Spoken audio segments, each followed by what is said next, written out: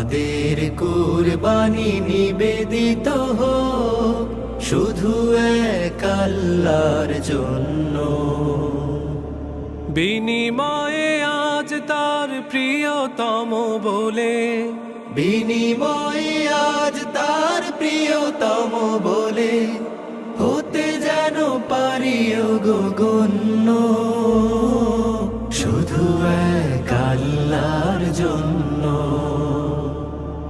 আমাদের কুরবানি নিবেদিত হোক শুধু এক আল্লাহর জন্য। আমাদের কুরবানি নিবেদিত হোক শুধু এক আল্লাহর জন্য। আমাদের ভালোবাসাবাসী একসাথে চলা পাশাপাশি।